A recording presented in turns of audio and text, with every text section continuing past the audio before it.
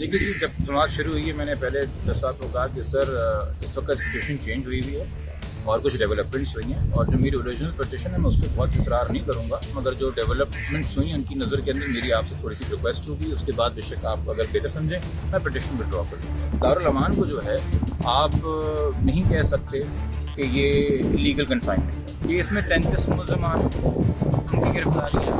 अच्छा, गिरफ्तारी नहीं हुई तो उनमें से जो मफरूर फिर उनको public offender public absconder declare कराना, 512 की कार्रवाई करना, फिर उसके बाद उनकी इश्तेहारी डिक्लेयर करवाना, फिर ट्रायल सेपरेट होना, फिर ट्रायल शुरू होना, फिर तमाम गवाहों का आना।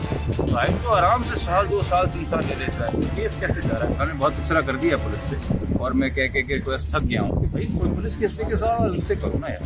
अब आप उससे बैठ के पूछोगे कि पाक भारत ताल्लुकात कब सही होंगे तो एक अजीब सी बात है ना। जिसके हिस्से का काम है उससे भी तो जवाबदारी ले लेना।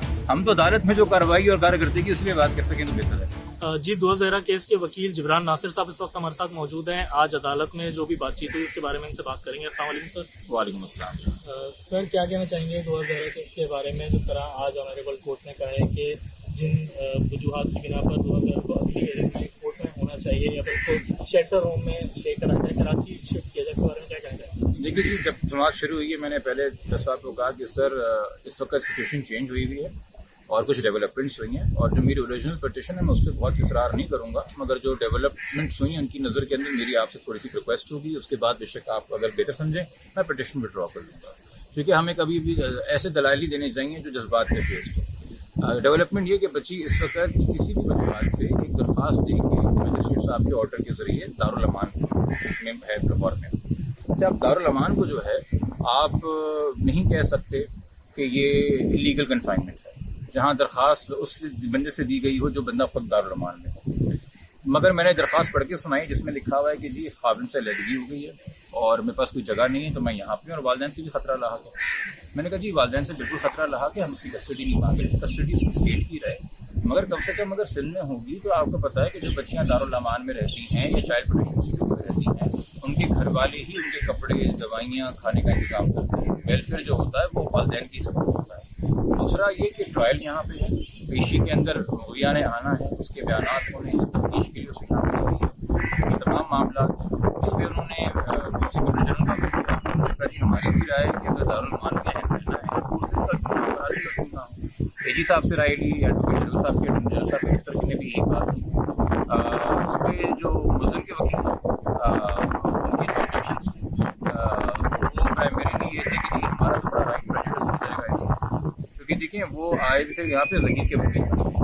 वो इस पोजीशन में तो नहीं थे ना कि बच्चे के ऊपर कोई व्यू दे दे, क्योंकि बच्चे को 2 दिन पहले कह के गई है कि मैं मियाँ से अलहदा होगी और फिर यहाँ पे उनको जो अपनी ऑब्जर्वेशन जी कंसर्न से जी कोई यहाँ कराची लाने का फैसला हमारे बारे में क्यों ना फॉर्म कर ले कि हमने कोई क्राइम किया है। तो अदालत ने कहा कि भाई आपके वीज़ा की कार्रवाइयाँ और 199 की कार्रवाइयाँ जो एक्स्ट्रा नेचर की होती हैं, टेंटेटिव ऑर्डर होते हैं, हम कोई आपके लिए सजा नहीं सुना रहे, तो आपका ट्रायल कोर्ट मामला तय करेगा और हम फैमिली कोर्ट ट्राई करेगा। बट बेहतर उन्होंने सबसे राय ली, हम सबने अपनी राय दी, सबमिशन दी और फिर अदालत ने कहा कि हम सारी ऑब्जर्वेशन नोट करके during the course of the day फैसला दे देंगे। तो फैसला आज दोपहर मुतवक्को है। हतमी फैसला क्या है वो तो हम पढ़ने के बाद ही बताएंगे, मगर जो जरा हुई अदालत में वो आपने खुद देखी, वो अपने नाज़रीन को आप मेरे ख्याल में मुझसे बेहतर बता सकते हैं।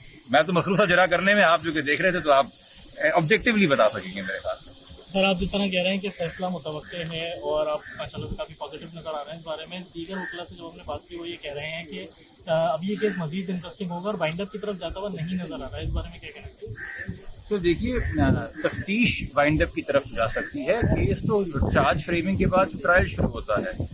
केस में 33 मुलज़मान उनकी गिरफ्तारियाँ, अच्छा गिरफ्तारी नहीं होती तो उनमें से जो मफरूर फिर उनको public offender public absconder declare कराना, 512 की कार्रवाई करना, फिर उसके बाद उनकी इश्तेहारी डिक्लेयर करवाना, फिर ट्रायल सेपरेट होना, फिर ट्रायल शुरू होना, फिर तमाम गवाहों का आना। ट्रायल तो आराम से साल 2 साल 3 साल ले लेता है। तो केस कैसे जा रहा है? हाँ, ये हो सकता है कि मीडिया स्पेसिफिकली बच्ची की वेलबींग में इंटरेस्टेड है, आवाम जो देख रही है केस वो कस्टडी के हवाले से बड़ा इंटरेस्टेड है, तो उस हवाले से मामला जो हैं वो भी अभी अगर फैमिली कोर्ट में भी जाते हैं तो वो भी ट्रायल है, महीने ले सकता है, साल भी ले सकता है।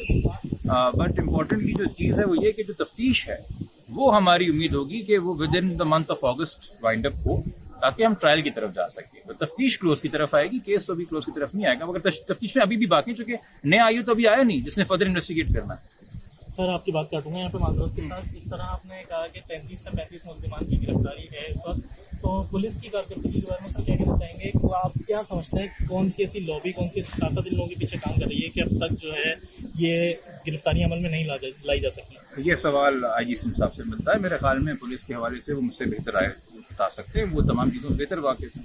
میں نے میرے خیال میں بہت تبصرہ کر دیا پولیس پہ, اور میں کہہ کے ریکویسٹ تھک گیا ہوں کہ بھائی پولیس کے حصے کے سوال اس سے کرو نا یار. اب آپ اس سے بیٹھ کے پوچھو گے کہ پاک بھارت تعلقات کب صحیح ہوں گے, تو ایک عجیب سی بات ہے نا. جس کے حصے کا کام ہے اس سے بھی تو جواب داری لے لینا.